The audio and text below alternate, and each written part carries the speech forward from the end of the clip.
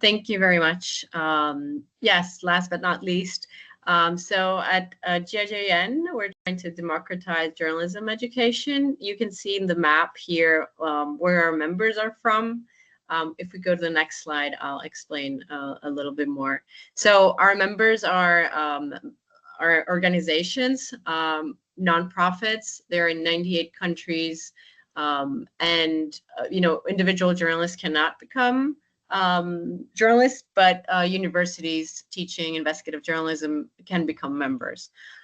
So we've done 16 conferences throughout 20 years and had 10,000 journalists attending from 115 countries. We produce resources, but we also act as a network, as a middle person for journalists. If if a journalist is looking for someone in a small Asian country, we can be the middle person and help them. We're also supporting journalists worldwide, not just our members, and finding more getting funding, in training, finding tools, technology, and so on. Next slide, please. So our conference every year is in a different continent. This year it's in Malaysia in November. Next slide, please. We do offer conference fellowships for journalists from the Global South or for those from underrepresented groups, because there's the cost of traveling. So we just want to make sure that there's diversity in our conferences. Next slide, please. I think our fellowships,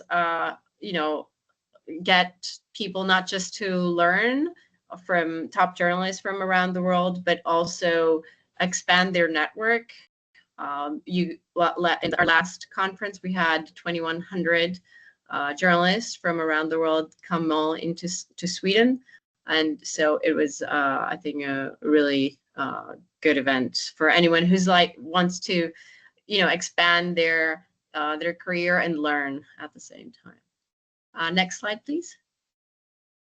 Our resource center has more than 2,000 items. It's reporting guides, it's short guides, tip sheets, or videos, instructional videos, and you can see the languages that it's in, from Arabic to French, Spanish, Ukrainian, Russian, Chinese, and Bangladesh, and Hindi. And I don't think I forgot any other language. And we have a variety of resources, climate change, like guides on climate change, guides on how to get started in investigative journalism, guides on human trafficking, how to cover it, how to start covering it. Next slide, please. This is an example of our front page where daily we have stories of where we explain how journalists did a specific story. So the idea is to get other journalists to learn, the methodology from their peers, basically. Next slide, please. Yeah, next slide. I mentioned that one. Here's an example of a guide that we have. All our content is free and it's open for everyone. You don't have to be a member to use it. May I mention that Arij is a member of ours as well, since our previous speaker was from Arij. So we did a long guide on investigating war crimes. You can see it's fully translated in English, Spanish, Russian, and Arabic. Next slide, please. And it had 16 chapters. If you could go to the next slide, please. It's not, okay, thanks. From, what is legal in war to attacks on civilians, conflict-related sexual violence, and like interesting, whatever, a journalist needs when they're covering conflict and war, basically. Next slide, please, just to show you. This is the rest of the guide as well. And there's also the webinar. We also do webinars that's related to it. Next slide, please. we don't just do, our content, our guides aren't just in English. We've done, last year we did 400 translations in 12 languages, and we had more than 900,000 unique users from 195 countries and territories. So we're trying to expand and, reach as many journalists as possible in their native language. And that's why we have regional editors who are, like curating the content and also being the network that is needed. Next slide, please. Yeah, this is another example of our human rights content. Next slide, please. Sorry. And this is also a short guide on investigating extreme heat. We try, most of our guides are globalized, so you'll find stories from from different continents, maybe not all the time, but we try to make them as global as possible. Next slide, please.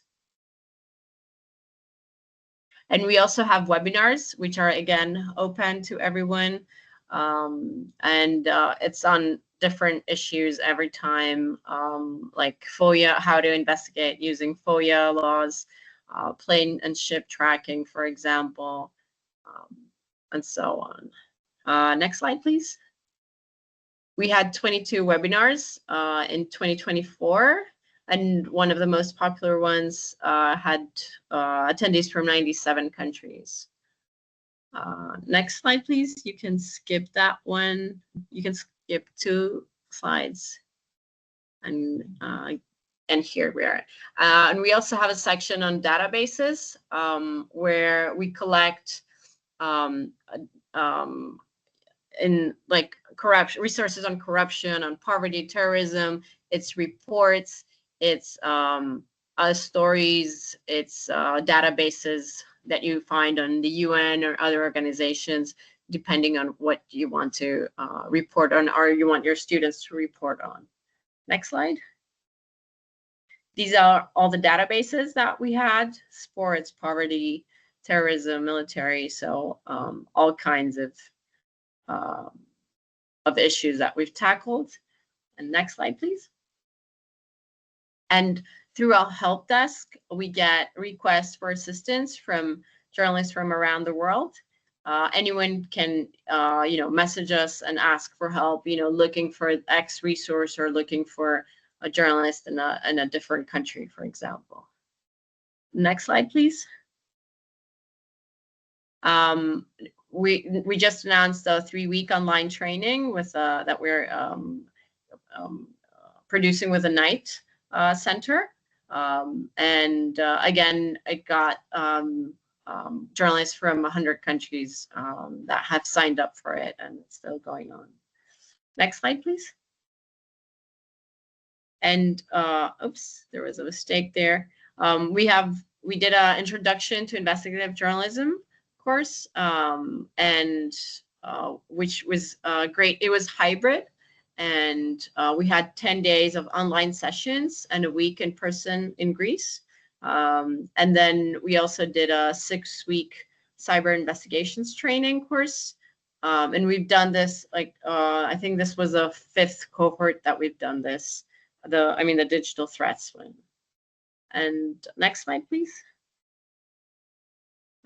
Skip that one. Okay. You can go to my email. I think there was a mistake there from my side. And yeah, happy to talk, if you have any questions or you're looking for any material to use in your training. I'm glad to speak, or happy to, talk about collaborations. We're also open to that. Thank you.